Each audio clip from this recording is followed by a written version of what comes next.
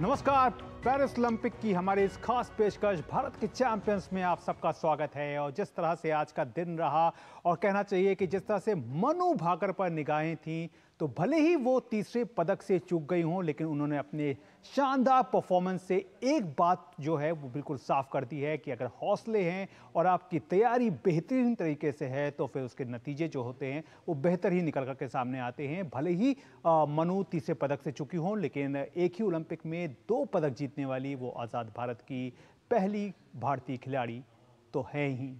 साथ ही साथ अब देखना होगा कि दीपिका कुमारी जो है वो तीरंदाजी के क्योंकि क्वार्टर फाइनल में है और अब से थोड़ी देर बाद उनका मुकाबला जो है वो दक्षिण कोरिया के खिलाड़ी के खिलाफ शुरू हो जाएगा। तो इस सब पर हमारी नजर रहेगी। तो आइए शुरुआत करते हैं अपने इस खास कार्यक्रम भारत के चैंपियंस की।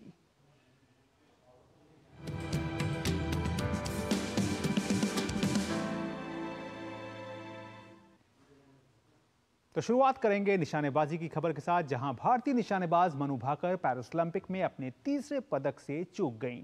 25 मीटर एयर पिस्टल के फाइनल में मनु को चौथा स्थान हासिल हुआ। मनु एक समय टॉप 3 निशानेबाजों में बनी हुई थीं। तीसरे स्थान के लिए हुए शूट ऑफ में मनु को हंगरी की निशानेबाज से शिकस्त मिली और उन्हें चौथे स्थान से संतोष करना पड़ा। इसी के साथ पेरिस ओलंपिक में मनु का ऐतिहासिक सफर 2 कांस्य पदक के साथ समाप्त हुआ। मनु ने 10 मीटर एयर पिस्टल के व्यक्तिगत और मिश्रित वर्ग में कांस्य पदक जीतकर इतिहास रचा। वहीं मनु भाकर के पिता का कहना है कि उन्हें अपनी बेटी के प्रदर्शन पर गर्व है। उन्होंने कहा कि उनकी बेटी ने इतिहास रचा है और पूरा देश उनकी बेटी के साथ है। मनु 4th पोजीशन पे रह गई।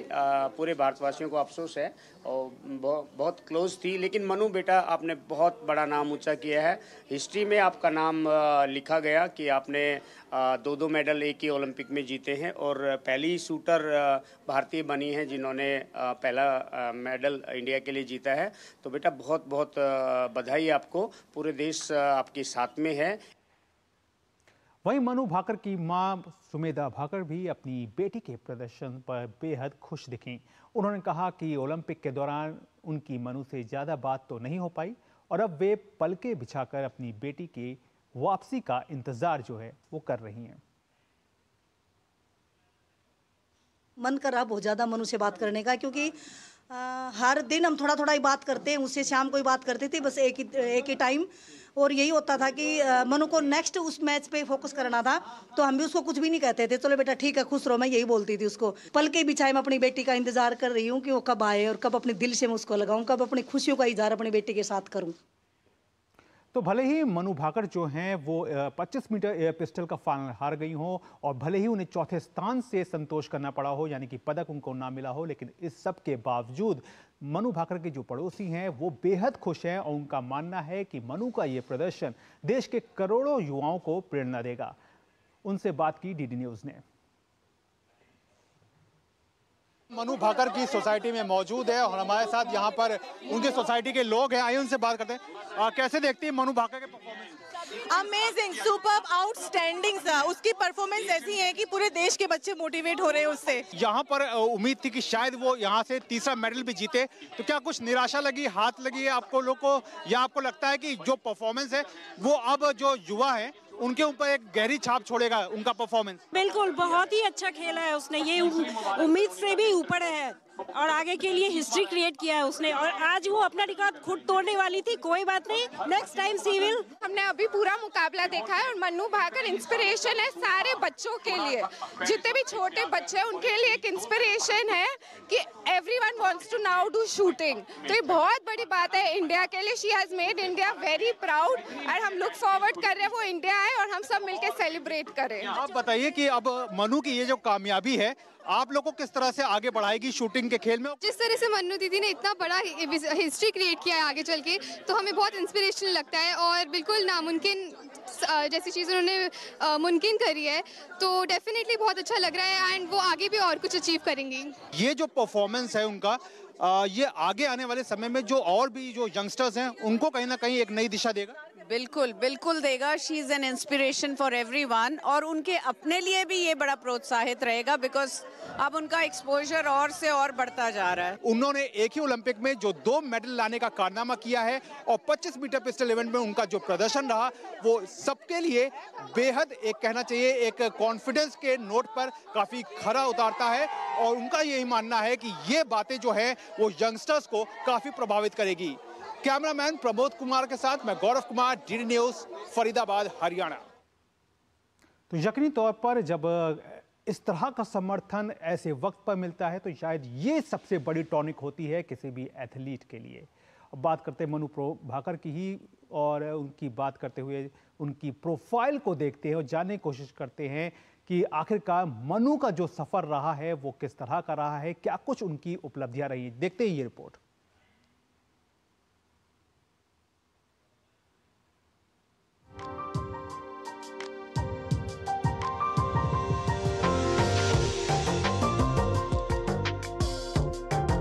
पेरिस में चल रहे ओलंपिक खेलों में 2 कांस्य पदक जीतकर भारत की स्टार निशानेबाज मनु भाकर का ऐतिहासिक सफर समाप्त हो गया। 25 मीटर एयर पिस्टल के फाइनल में मनु चौथे स्थान पर रही। वो अपने तीसरे पदक से केवल 1 कदम चूक गई। मनु ने इससे पहले पेरिस ओलंपिक में 10 मीटर एयर पिस्टल के व्यक्तिगत स्पर्धा में कांस्य पदक जीतकर ओलंपिक में अपना पहला पदक हासिल किया था। इसके 2 दिन बाद ही उन्होंने सरबजोत सिंह के साथ मिलकर 10 मीटर एयर पिस्टल के मिश्रित वर्ग में कांस्य पदक जीतकर इतिहास रच दिया। 1947 में देश के स्वतंत्र होने के बाद मनु भाकर एक ही ओलंपिक में 2 पदक जीतने वाली पहली भारतीय खिलाड़ी हैं। इस युवा और प्रतिभाशाली निशानेबाज ने अपनी कड़ी मेहनत, समर्पण और दृढ़ संकल्प से न केवल देश का नाम रोशन किया है बल्कि विश्व स्तर पर भारत को एक मजबूत दावेदार के रूप में स्थापित किया है। कुश्ती और मुक्केबाजों के लिए मशहूर हरियाणा से शूटिंग में भी कुछ दमदार प्रतिभाएं निकल कर आई हैं और उनमें सबसे नई और चमकदार प्रतिभा साबित हुई है मनु भाकर। झज्जर की रहने वाली मनु ने शुरुआती दिनों में कई खेलों में हिस्सा लिया, लेकिन फिर पिस्टल शूटिंग से लगाव हो गया।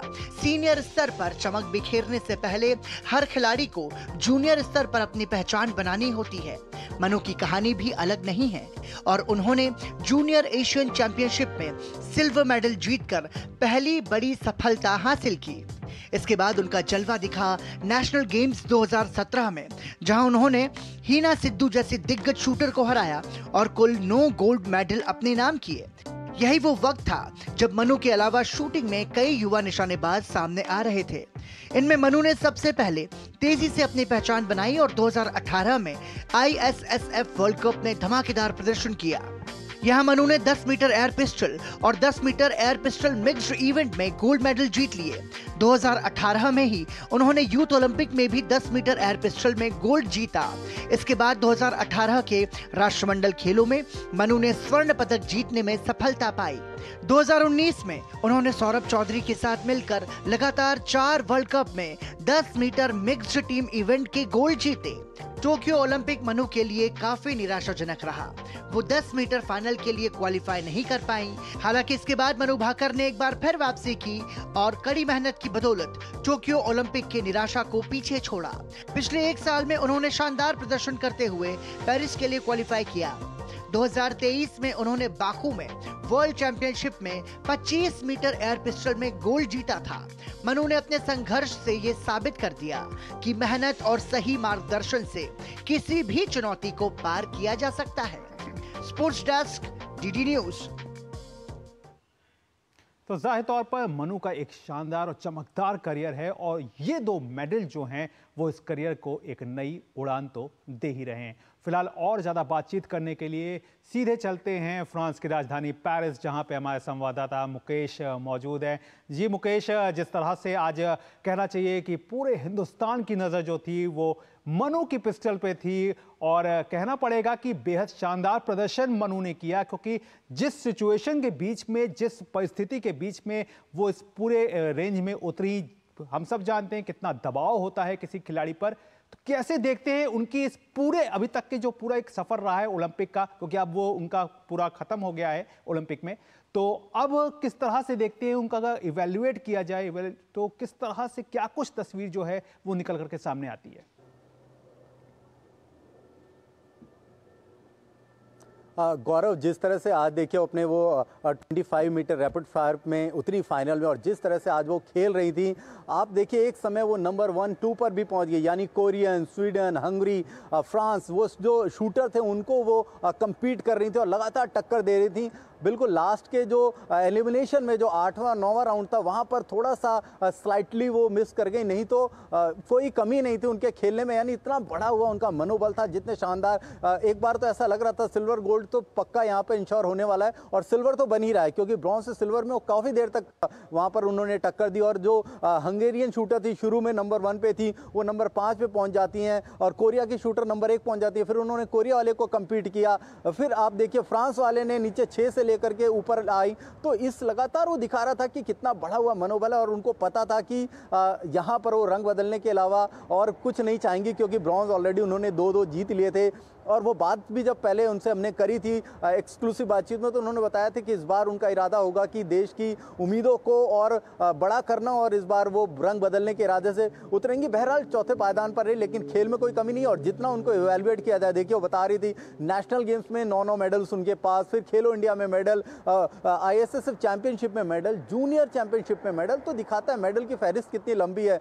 एशियन गेम्स में मेडल, और यहाँ पर उनका एक ही मेडल जो था वो उनके पास जो नहीं था वो पूरा कर दिया। उनके 1-2 वीडियोस भी गौरव आपको याद होंगे रिलीज होते रहते थे सोशल मीडिया पर, जब अपने रूम में तमाम मेडल्स को सजा करके बैठती थी, और उसमें वो मेडल जो थी, उनकी इच्छा थी कि इसमें अब सिर्फ ओलंपिक का मेडल जुड़ जाए। तो शानदार सफर मनु का, इतिहास में उन्होंने अपना नाम रच दिया। और मैं बताऊं, अब भारत को एक ऐसा शूटर चाहिए होगा जो मनु से ऊपर होगा। वो कब मिलेगा देश को, इसको तो कहना मेरे को लगता है जल्दबाजी होगा, लेकिन उन्होंने एक ऐसी लाइन, एक ऐसा स्टैंड खड़ा कर दिया है कि यहाँ पहुंचने के लिए उनसे 2 गुना 3 गुना प्रदर्शन जो करेगा वही कंपीट कर पाएगा। जो उनका क्वालिफिकेशन आप देखिए 590 उन्होंने मारा था, रिदम सांगवान का 595 क्वालिफिकेशन का वर्ल्ड रिकॉर्ड था, तो वहां पर भी उन्होंने अपना पूरा पोटेंशियल दिखाया। नहीं तो आमतौर पे 80, 85, 81 में डिसाइड हो जाता था कि आप टॉप 8 में आ जाएंगे, लेकिन यहाँ पर इतना टफ कंपटीशन था।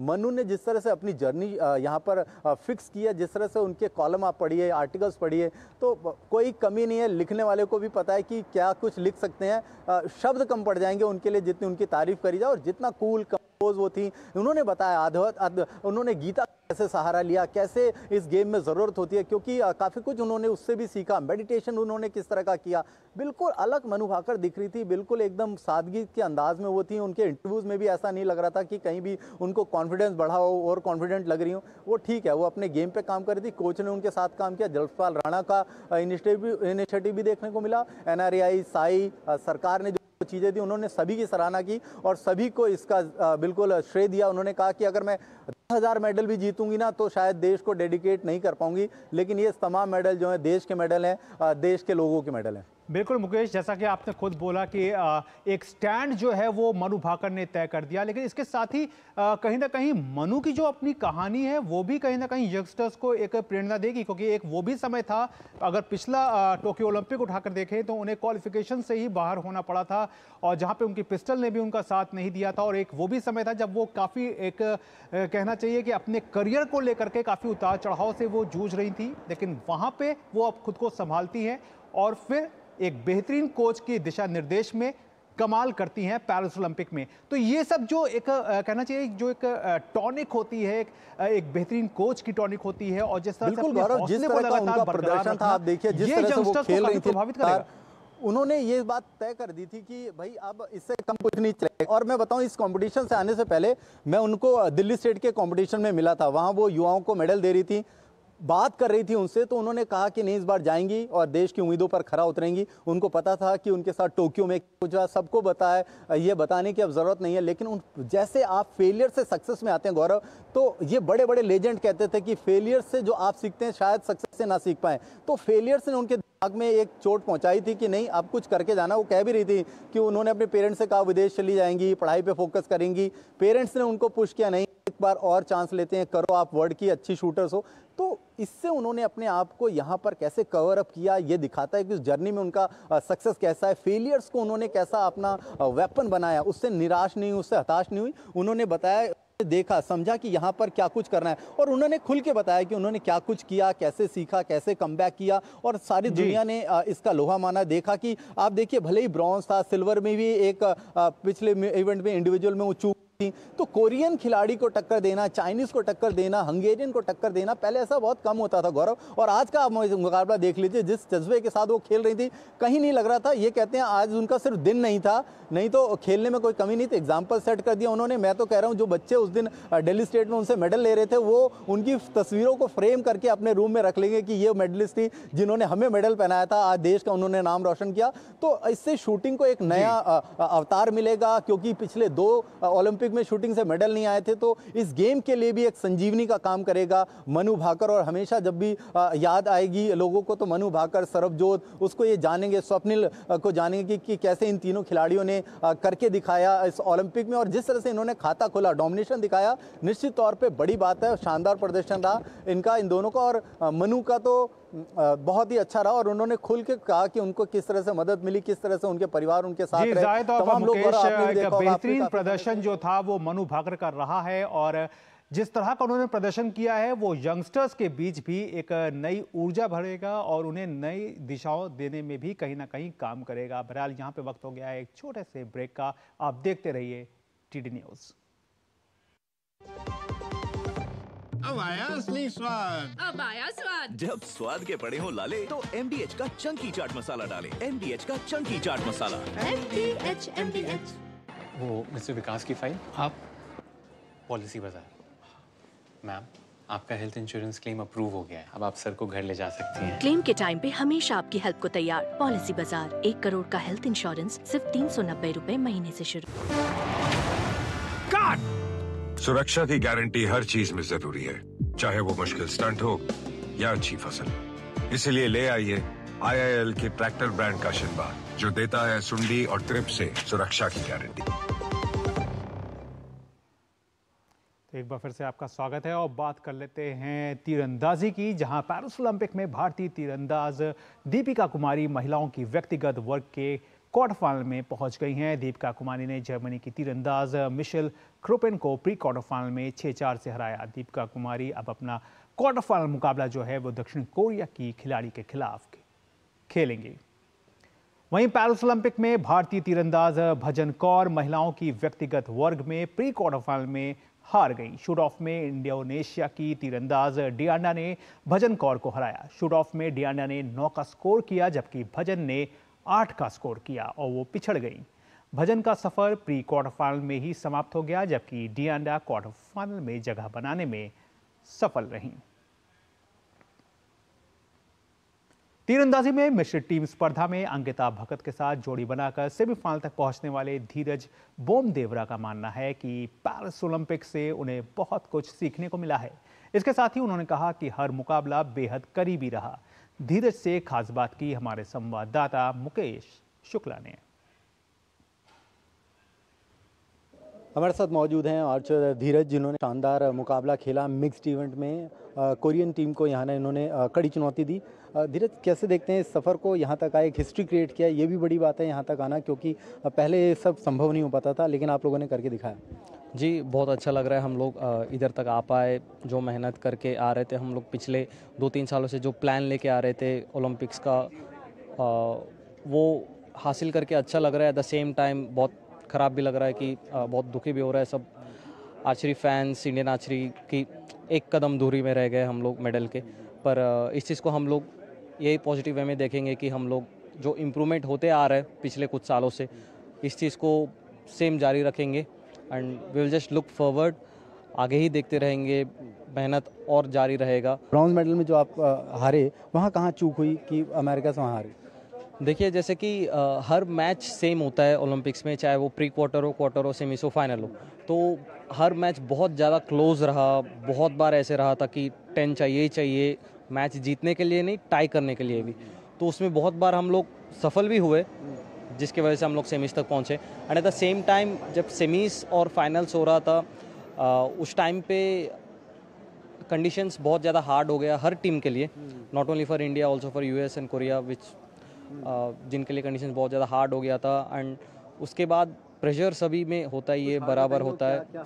जैसे कि एक्सटर्नल फैक्टर्स लाइक विंड, और मेनली विंड का फैक्टर बहुत ज़्यादा हार्ड हो गया था। बहुत शुक्रिया। तो ये थे धीरज हमारे साथ, जो बता रहे थे कि हारने से कहानी ख़त्म नहीं होता है, शुरू होता है। कैमरा संदिल के साथ मैं Mukesh Shukla, DD news Paris. तो वाकई बड़ी बात ये नहीं होती है कि आप मेडल जीत रहे हैं या नहीं जीत रहे हैं, बड़ी बात ये होती है कि आप हर ओलंपिक से क्या कुछ सीख रहे हैं और अपने अंदर कितना सुधार कर रहे हैं। फिलहाल यहाँ पे वक्त हो गया है एक छोटे से ब्रेक का। आप देखते रहिए डीडी न्यूज़। MDH का किचन किंग किचन में हो तो हम सब कुछ बना सकते हैं। बैंगन का भरता, आलू गोभी, भिंडी मसाला और भी बहुत कुछ। MDH। बात जब पीढ़ियों के लिए बनने वाले घर की हो तो जिम्मेदारी बड़ी हो जाती है। गैलेंट समझता है ये जिम्मेदारी। अब डबल M रिब्स के साथ गैलेंट एडवांस TMT रीबार, निर्माण का रियल हीरो।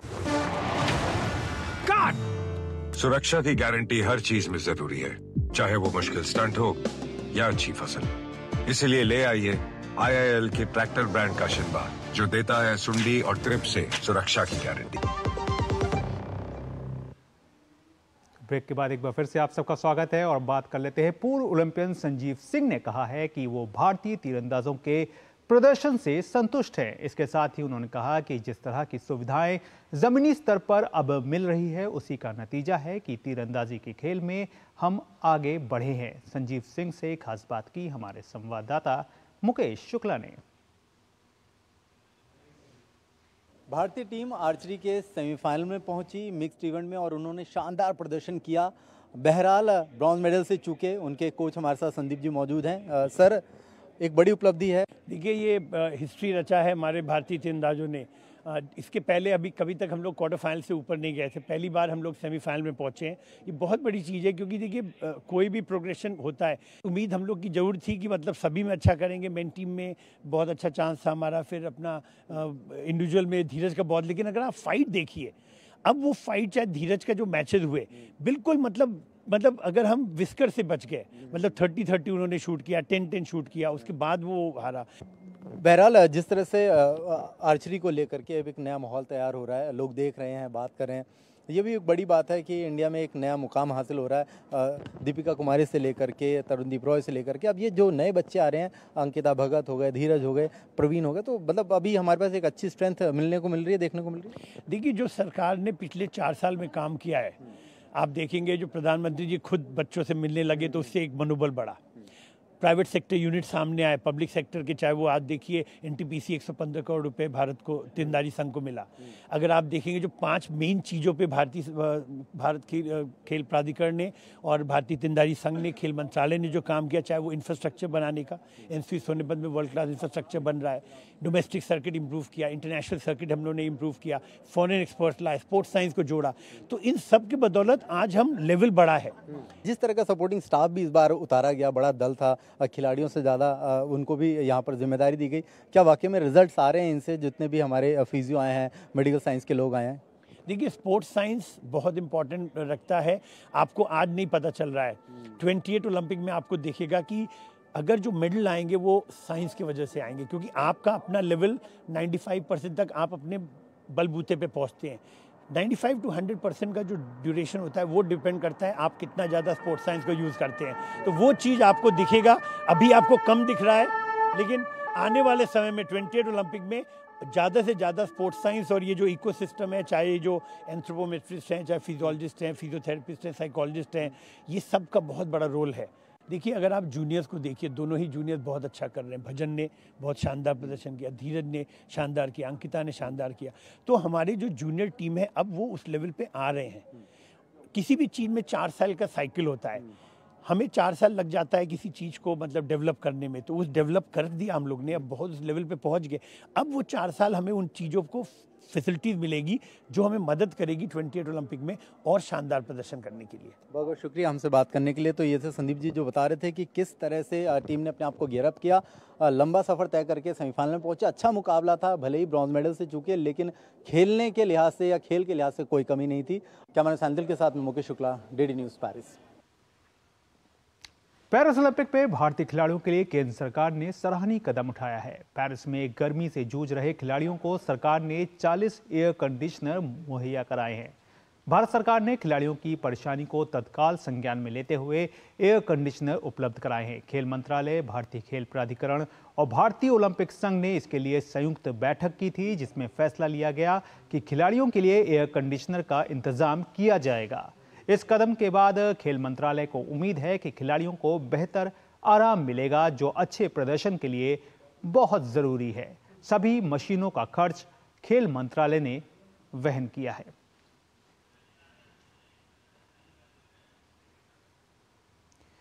और अब देखिए आप पेरिस ओलंपिक से जुड़ी कुछ अन्य खबरों को, और हमें दीजिए आज के लिए इजाज़त। लेकिन हमारा ये खास पेशकश जो है वो इसी तरह से जारी रहेगी। कल सुबह आपसे मिलेंगे 10 बजे भारत के चैंपियंस के कार्यक्रम में। वहीं कल शाम को 5 बजे ये प्रोग्राम जो है वो आप देखना ना भूलें। फिलहाल आज के लिए दीजिए हमें इजाज़त। नमस्कार, और आप देखिए ये ओलंपिक रैप। दिग्गज तैराक लियोन ने पेरिस ओलंपिक में अपना दबदबा कायम रखते हुए 200 मीटर व्यक्तिगत मेडले में एक और शानदार जीत के साथ तैराकी में अपना चौथा स्वर्ण पदक हासिल किया। इसी के साथ 22 वर्षीय लियोन पेरिस ओलंपिक में सबसे बड़े स्टार बनकर उभरे हैं। 1 मिनट 54.06 सेकंड के साथ वो रयान लॉस्टे के 13 साल पुराने विश्व रिकॉर्ड को तोड़ने से चूक गए। रविवार को लियोन ने 400 मीटर व्यक्तिगत मेडले में स्वर्ण पदक जीता था। इसके बाद बुधवार की रात को 2 घंटे के भीतर उन्होंने 200 मीटर बटरफ्लाई और 200 मीटर बैकस्ट्रोक में भी स्वर्ण पदक अपने नाम किया। वो एक ही ओलंपिक खेलों में 4 पदक जीतने वाले पहले फ्रांसीसी खिलाड़ी बन गए हैं। पेरिस ओलंपिक के दौरान खिलाड़ियों के साथ साथ फैंस का भी उत्साह देखते ही बन रहा है। शुक्रवार को ओलंपिक में काफी संख्या में खेल प्रेमी पेरिस सिटी हॉल में इकट्ठे होकर अपने चहेते खिलाड़ियों का उत्साह बढ़ाते हुए नजर आए। फ्रांस के ये फैंस अपने खिलाड़ियों के लिए नारे लगा रहे थे और तालियां बजा रहे थे। शुक्रवार की रात को फैंस ने तैराक फ्लोरेंट मनेरो और लियोन के कांस्य और स्वर्ण पदक जीतने पर जमकर जश्न मनाया। अमेरिका ने 4x400 मिक्स्ड रिले में विश्व रिकॉर्ड बनाने में सफलता पाई। उन्होंने हीट में 3 मिनट 7.41 सेकंड के साथ विश्व रिकॉर्ड बनाया। पिछला विश्व रिकॉर्ड 3 मिनट 8.80 सेकंड के समय के साथ अमेरिकी टीम के ही नाम था। 4x400 मिक्स्ड रिले का फाइनल शनिवार को आयोजित किया जाएगा। युगांडा के जोशुआ चेप्टेगी ने शुक्रवार को पेरिस ओलंपिक में पुरुषों की 10,000 मीटर दौड़ में स्वर्ण पदक जीतने में सफलता पाई। उन्होंने 26 मिनट 43.14 सेकंड में रेस को पूरा करके न केवल स्वर्ण पदक जीता बल्कि नया ओलंपिक रिकॉर्ड भी बनाया। चेप्टेगी ने 2008 बीजिंग ओलंपिक में इथियोपिया के केनेनिसा बेकले द्वारा बनाए गए पिछले ओलंपिक रिकॉर्ड को तोड़ दिया। इथियोपिया के बिरुहु अरेगावी ने रजत और अमेरिका के ग्रांड फिशर ने कांस्य पदक जीता। जर्मनी के मार्टिन शुल्ज इन दिनों पेरिस में चल रहे ओलंपिक के दौरान खिलाड़ियों का ऑटोग्राफ लेते दिखाई दे रहे हैं। उन्हें खिलाड़ियों का ऑटोग्राफ लेने का शौक है। वो 41 साल के खेल की दुनिया के छोटे बड़े सभी तरह के खिलाड़ियों के ऑटोग्राफ कलेक्ट कर रहे हैं। उनका ये जुनून 41 साल पहले हैम्बर्ग में शुरू हुआ था। उन्होंने 4 दशक पहले हैम्बर्ग की 1983 की यूरोपीय कप फुटबॉल विजेता टीम के खिलाड़ियों के ऑटोग्राफ वाले कार्ड एकत्र करना शुरू किया था। 50 वर्षीय मार्टिन शुल्ज एक स्कूल में ट्रायथलॉन कोच हैं। उनके पास करीब 80,000 से अधिक हस्ताक्षर किए हुए सामान हैं। उन्होंने हैम्बर्ग से लगभग 50 किलोमीटर दक्षिण में स्थित एक छोटे से शहर ल्यूएनबर्ग में एक संग्रहालय खोला है, जहां उनकी सभी बहुमूल्य वस्तुएं प्रदर्शित हैं। दुनिया के 2 शीर्ष खिलाड़ी स्पेन के कार्लोस अल्कराज और सर्बिया के नोवाक जोकोविच एक बार फिर टेनिस कोर्ट पर आमने सामने होंगे। ये दोनों खिलाड़ी ओलंपिक के पुरुष एकल का खिताबी मुकाबला खेलने के लिए कोर्ट पर उतरेंगे। पिछले महीने ही अल्कराज और जोकोविच विंबलडन के फाइनल में आमने सामने थे, जहां अल्कराज ने जीत हासिल करके खिताब अपने नाम किया था। रिकॉर्ड 24 ग्रैंड स्लैम खिताब विजेता जोकोविच आज तक ओलंपिक में स्वर्ण पदक नहीं जीत पाए हैं। टोक्यो ओलंपिक में वो चौथे स्थान पर थे। वहीं उन्होंने 2008 के बीजिंग ओलंपिक में कांस्य पदक जीता था। वहीं अल्कराज भी पहली बार ओलंपिक खेल रहे हैं।